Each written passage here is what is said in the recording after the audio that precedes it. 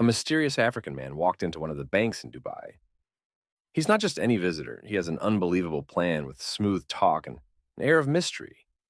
He quickly becomes a close friend of the bank manager. Then, out of nowhere, he drops a bombshell. He claims he's a wizard who can double money using jinn and black magic. This sorcerer, with his persuasive charm and enigmatic aura, doesn't just win over the bank manager's trust, he turns him into an unwitting accomplice. The manager, spellbound and captivated, facilitates the transfer of a staggering sum, $242 million. But the African sorcerer's tale doesn't end there. He journeys to America, where he begins lavishly spending his newfound fortune. He indulges in every whim: luxury, cars, opulent houses, exquisite jewelry, and the company of beautiful women. He seems untouchable, living a life that most can only dream of. However, things take a dramatic turn. His flashy lifestyle catches the wrong kind of attention, and soon he's caught up in a messy legal battle with the US government. This story is among the most astonishing and peculiar stories you will ever hear. It's a narrative of fraud operating on an entirely different level. So make sure to watch it to the end. Today, we're delving into a truly peculiar story. Some might think it's a work of fiction or embellished with lies, but this story is grounded in reality without any exaggeration. American court cases confirm the story's reality, along with testimonies from lawyers and substantial evidence. We'll explore all these details in this video. Our protagonist is a man named Babani Soko from Mali. The events date back to 1995, when Soko went to Dubai, which was instilled as a major tourism and economic hub in the region, attracting people from various countries and ethnicities to establish businesses and trade. However, upon his arrival in Dubai on a business visa, Sissoko went to the Dubai Islamic Bank, one of the largest banks in the city. He went straight to the main branch and insisted on meeting the bank manager, Mohammed Aob. The employees were surprised. It's not usual for someone to walk in and demand to see the bank manager immediately. Despite this, Coco persisted until he got a meeting with Aob. When Ahab inquired about the purpose of his visit, Sissoko requested a car loan. Typically, certain criteria are needed for a loan, like having a job or a steady income, which Coco didn't have, especially as a recent arrival in Dubai. However, he somehow convinced AU to grant him a car loan without any collateral afterward. Coco thanked Abab and invited him to his apartment for dinner. Initially, Aob was hesitant, but Coco insisted, and to persuade AUD to visit his apartment and accept the dinner invitation. Coco tantalized him with a promise of showing him something extraordinary and unique from his culture. Marvel he had never seen before, assuring AOP he wouldn't regret it. IOB's curiosity was piqued especially in the 1990s, when tales of magic and jinn were more mystical than today, and people were more fascinated by and believed in them. Eventually, AOB agreed to the invitation in the evening. AOB arrived at Soko's apartment. Coco welcomed him, and after some initial conversation and hospitality, Coco led AOG to a dark, smoke-filled room resembling something from another world, filled with various objects there. Coco revealed that he was a sorcerer, capable of using jinn to double any amount of money, meaning if AO brought any amount, Coco claimed he could return twice the sum. AO, listening intently and observing the room, seemed to be drawn in by this strange and curious world. To make a test, AO called the relative to bring 100,000 dirhams, or approximately $25,000. When the money arrived, the bank manager handed it to Sissoko, and they both entered the dark room, which truly resembled a sorcerer's chamber. In the center of the room, Coco sat down with the money in front of him, while the bank manager stood and watched. Suddenly, music began to play throughout the apartment. Coco threw a substance into the censers, causing the smoke and incense to increase significantly. He started chanting in strange tones, swaying his body from side to side. Then, unexpectedly, the electricity in the apartment went off, plunging everything into darkness. Moments later, a loud noise came from an adjacent room and a door burst open. A man ran out screaming about a djinn that had appeared and attacked him. The bank manager was bewildered and didn't know what to do. Silo laughed and told him not to worry, explaining that such occurrences were normal. But the djinn might be uncomfortable with his presence as a stranger. He advised Awu to leave the apartment for a while until the money doubling process was complete. The manager, now scared and confused by what he witnessed, obeyed and waited outside, hearing sounds of music movement inside the apartment and even thunder, lightning, and smoke seeping from under the door. After a while, the commotion inside the apartment subsided. The noises ceased, and the door opened. Sissoko, standing at the door, invited the bank manager back in. The manager entered to find the apartment filled with smoke. But the first thing he noticed was the money on the table.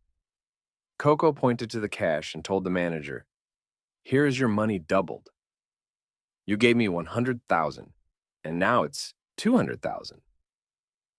The manager approached the table, incredulously handling the money. It indeed seemed like the amount had doubled, 200,000.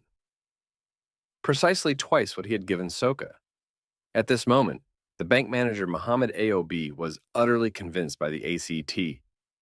Sissoko's performance, possibly with the help of a compes, had him firmly believing in the sorcery and not harboring any doubts. It's worth noting that this money-doubling trick was a common scam in the 1990s, particularly executed by individuals of African nationalities. Aob fell into the trap, genuinely believing that Coco was a sorcerer who could double the money. This belief led him to start transferring substantial sums to Sissoko. Regularly, he opened a special account in the bank for Sissoko and continued to transfer money into it. Here, the story takes an even more illogical turn, despite transferring millions from the bank's funds to Sissoko. The money never came back. Doubled. AO just kept making one transfer after another, all from the bank's money.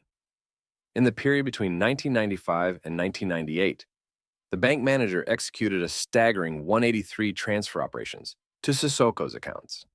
We're not just talking about his accounts in Dubai, but also those in various countries around the world, including the United States, Switzerland, and France.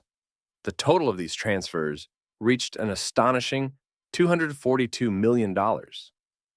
One of the fundamental questions is why the bank manager continued making these transfers. Millions upon millions. Even though Soko never doubled any amount as promised, but simply kept receiving the millions without any apparent reason. There's no clear explanation for this behavior, only conjectures. Some speculate that Coco might indeed have been a sorcerer, not just a con artist, and used magic to cloud the bank manager's judgment, compelling him to continue the transfers. Another theory suggests fear played a role. Perhaps the bank manager truly believed Sissoko was a sorcerer and feared harm to himself or his family if he disobeyed. A third possibility is that Coco might have had some leverage or threat over the manager. When the bank manager first transferred a significant sum, likely in the millions, Coco might have refused to return the doubled amount and instead threatened to expose the manager if the transfers weren't continued. The second pressing question is how such massive amounts were withdrawn from the bank over 3 years without anyone noticing or raising an alarm. Even if the bank manager was the highest authority in the bank, there must have been accountants' routine, audits, and inventory processes. How could such a huge sum, all popping $242 million, go unnoticed for 3 years? This aspect is perhaps the most baffling part of the story. It's possible that banking operations at the time were different, or the accounting systems weren't as advanced as we see today. We are talking about an incident that occurred around 30 years ago. But this explanation seems weak because regardless of the systems in place, the amount was extraordinarily large here. Begins the second chapter of the story focusing on the luxurious life Coco enjoyed using the bank's money. As mentioned earlier, the story started in 1995 after deceiving the bank manager and securing millions. Coco decided to leave Dubai and return to his home country. Mali, during this time, the bank manager continued transferring millions to Sissoko's account. Soko spent several months in his home village of Dabad in Mali, which, like many villages in the region, was impoverished. He was showering the villagers with gifts and money and initiating various projects. This generosity transformed the village's economy, and the villagers started seeing him as a father figure and savior, affectionate. Like calling him Baser, he became a beloved and revered figure in the community. After several months in the village, Coco decided to move to the United States, specifically New York, with the bank transfers still ongoing in the early months of 1996. Coco arrived in New York and opened an account with C Bank, one of the largest American banks of the time. He visited the main branch in New York and somehow convinced one of the female employees to marry him, likely using his wealth as a lure, despite knowing that Sissoko already had multiple wives in Africa, Europe, and other parts of America. She agreed this marriage to the C Bank employee was primarily aimed at facilitating his banking transactions, as he planned to transfer all of his funds from Dubai to the United States. Indeed, Soko successfully transferred over $100 million from his account in Dubai to his account in the United States. At Sudan, his new wife, an employee at C Bank, likely facilitated these transactions, while Coco might. National warrant for his arrest through Interpol Sissoko was eventually arrested in Geneva. He was detained in one of the prisons there, awaiting extradition to the U.S. He immediately hired American lawyers to defend him with Thomas Spencer as his lead attorney. Soko requested Spencer meet him in the Swiss prison to discuss the case and subsequent legal procedures. Spencer, recounting his visit to Geneva, mentioned an unusual interaction with the prison director before me meeting. Spencer spoke with the director, who oddly requested to delay Sissoko's extradition. For as long as possible, surprised, Spencer inquired about the director's interest in the matter. The director revealed that Sissoko was arranging for exquisite meals to be flown in from Paris every night, creating a rather enjoyable situation for them from the moment Thomas Spencer encountered the peculiar situation with the prison director in Geneva. He realized he was dealing with a unique and bizarre character. Soon after, Coco was extradited to the United States to face charges related to the bribery case, specifically in Miami, Florida, where the bribery incident occurred. Spencer's first move was to request a bail hearing, aiming to secure Soko's release until the trial. However, the U.S. government and the prosecutor strongly opposed any bail, fearing Coco might flee due to the ongoing investigations into his activities, which they suspected involved more than just the bribery case. Despite these concerns, Coco rallied significant support for his bail hearing. Possessing a fortune like Coco, regardless of how it was acquired, enabled him to forge powerful connections with influential people. He leveraged these relationships to garner support at the bail hearing. His lawyer presented numerous diplomats and high-profile individuals from various embassies and positions who testified on his behalf. The judge even noted in the court record that he had never seen so many diplomats in a courtroom. Before, these testimonies portrayed Coco as a respected and prominent figure, bolstering his lawyer argument that Coco was a man of stature in the community and unlikely to flee. Furthermore, his legal team assured the court that Coco was prepared to pay substantial bail to guarantee his presence at the trial. The judge, feeling immense pressure, especially from the prosecutor and government, who were adamantly against granting Sissoko bail, decided to set an extraordinarily high bail amount unprecedented in Florida's courts. The bail was set at $20 million, an amount the judge believed to be prohibitive, assuming Coco wouldn't be able to pay it. However, after consulting with his defense team and understanding the situation, Coco surprised the court by agreeing to pay the bail. The bail was paid, and OKO was released. One of the first things he did after his release was to gift his lawyer and the defense team 7 cars. The lawyer and his assistants were astounded. It was the first time a client had given them such extravagant gifts, especially considering that Soko's trial was still pending. All they had achieved so far was to get him released on bail. Until his trial date, Coco was required to remain in Miami until this trial. But that wasn't a problem for him during this period. He embarked on an unrestrained spending spree. His A&D associates described how he would enter a jewelry store and make purchases worth $500,000 in a single visit car dealership. Employees also reported that he was buying 2 to 4 cars every week. Moreover, he married several women, possibly more than 10. Just in Miami, he rented over 20 apartments each for a different wife. Meanwhile, the Dubai, my Islamic bank's manager continued to transfer money to him. Coco had credit cards from the bank with no spending limits, and any debts accumulated on these cards were canceled by the bank manager AO, as if they never existed. The question of why the bank manager continued to do this remains a mystery. Was he truly under a spell? Threatened or scared? It's an intriguing puzzle while in Miami awaiting his trial. Coco didn't forget the importance of philanthropy to improve his public image and gain people's sympathy and support, which he hoped would help him. In court, he would go to the streets of Miami, visiting impoverished areas to donate to the poor and homeless, providing them with food and clothing. The media documented these acts of kindness to boost his reputation. On one occasion, Coco helped a school music band needing funds, traveled to New York to participate in the Grand Thanksgiving Day Parade.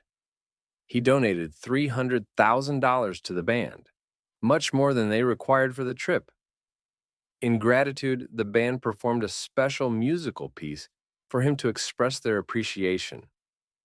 Coco was working on improving his image in Miami society, believing it would ease his upcoming trial in March 1997. The trial for the bribery case related to the purchase of helicopter aircraft began. His lawyers advised him to deny the charges, especially since recorded conversation showed Soko instructing his men to expedite the helicopter's acquisition without breaking use. See law, contrary to his lawyer advice, Coco confessed to the crime in court, taking full responsibility for the bribery case. His lawyers were perplexed by his decision, and his main lawyer, Thomas Spencer, was even angry when Spencer tried to understand Soko's rationale. He refused to explain. Spencer felt something was years later. It was discovered that Coco might have confessed to halting further U.S. investigations into his financial dealings. Fearing more serious problems than the bribery case, Sissoko's sentence wasn't severe. He received only a 43-day jail term and a fine of $250,000. As the bribery case wasn't considered major, it was just $30,000, and it involved 2 out-of-service helicopters. So it wasn't seen as a highly sensitive matter. Coco was sent to a federal prison in Florida, a regular facility not particularly high security. After serving about half of his sentence, the government offered him a deal to complete the rest under house arrest in exchange for a significant donation to a homeless shelter. Coco agreed and donated $1 million to the shelter. Consequently, he was released from prison to serve the remainder of his sentence under arrest at one of his houses. Once Coco completed his sentence, he immediately left the United States and returned to Mali upon his arrival. He received a grand welcome at the airport. As usual, in 1998, bank transfers from the Dubai. Islamic Bank's director to Soko continued. Soko didn't save the money. Instead, he found ways to spend it either on failed projects like Daya Airlines or by distributing it. To his followers and those around him, he enjoyed playing the role of a modern-day Robin Hood. Even his lawyer noted that while in Miami awaiting his trial, Sissoko spent about $1 million monthly in gifts to people around him. This expenditure was bound to increase in Mali, where these people were his kin, and it's much easier to be generous with someone else's money. At the same time, he constantly requested more transfers from the bank's director, who continued to comply. Though it remains unclear why, however, such an unusual situation was bound to come to light. Eventually, in March 1998, some of the bank's accountants started noticing discrepancies and began asking questions. The bank director felt the pressure especially, since he had been unable to contact Sissoko for some time. According to the story, the director decided to confess to a close colleague. He struggled with how to approach the subject. Unsure how to explain that he had transferred such massive amounts to an African man from another country because he believed him to be a sorcerer or because he himself was under a spell. It was an unbelievable scenario. Embarrassed, the director couldn't bring himself to verbalize the total amount transferred to the so-called African sorcerer. Instead, he wrote it down 890 million durands, equivalent to $242 million. His colleague was understandably shocked, realizing this could mean the end of the bank. Once the news started to spread, panic ensued among the bank's clients. Fearing for their deposits, this could have led to a massive bank run, exacerbating the bank's financial crisis. The Emir government swiftly intervened. Following the discovery of the bank's financial troubles, the Dubai-owned newspaper Alban published an article assuring the public that the situation was under control.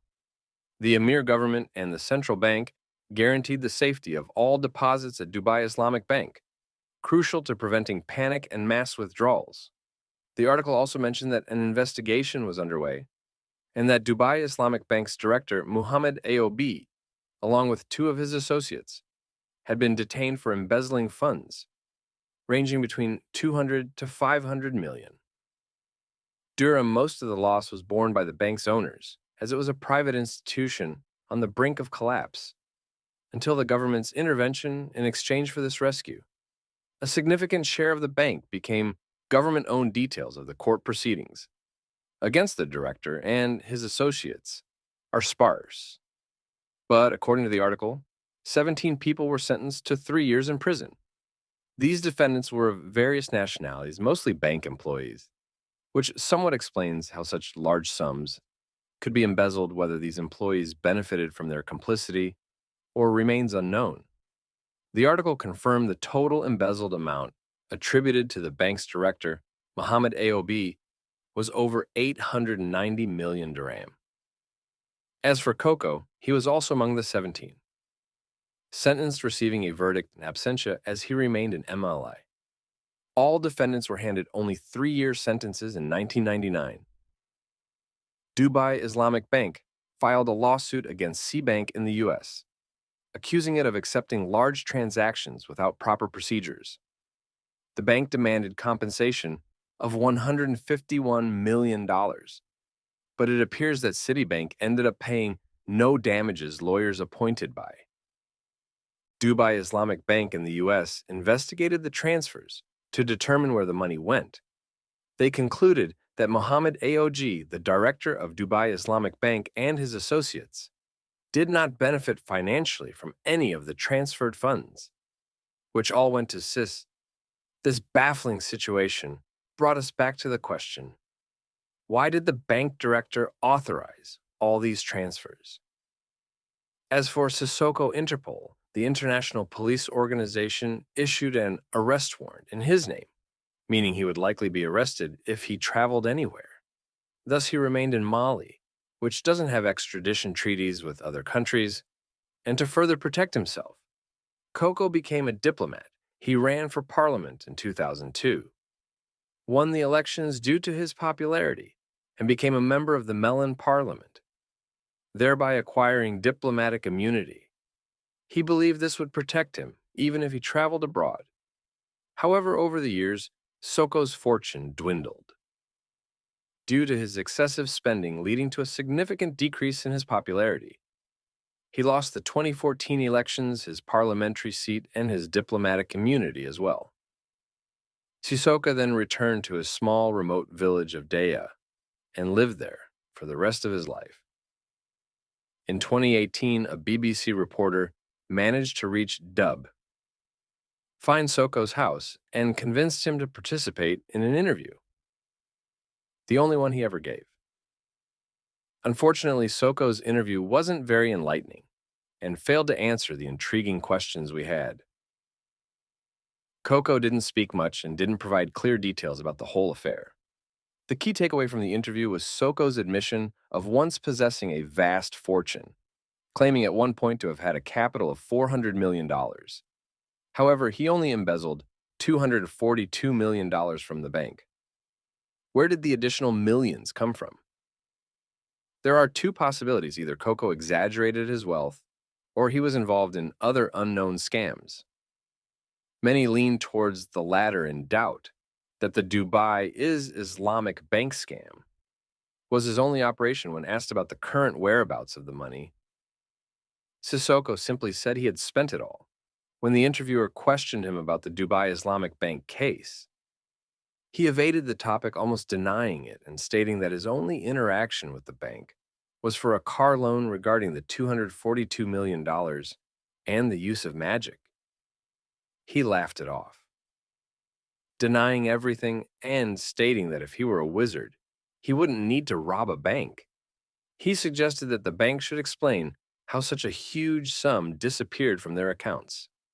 The interviewer, being in his house and among his people, didn't press him further or ask about the significant transfer documented at C-Bank in America, nor about the bank employee he married, his extravagant spending in Miami, or the myriad other questions she could have asked, but chose not to, out of fear in the interview.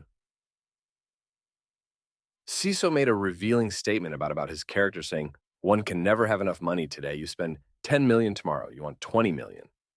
And the next day, 40 million money is insatiable." Coco remained free and unaccountable, living in his small village of Deia until he died in 2021. And this brings us to the end of this extraordinary story. If you enjoyed it, don't forget to subscribe to the channel, activate the notification bell, and check out other amazing videos. Thanks for watching.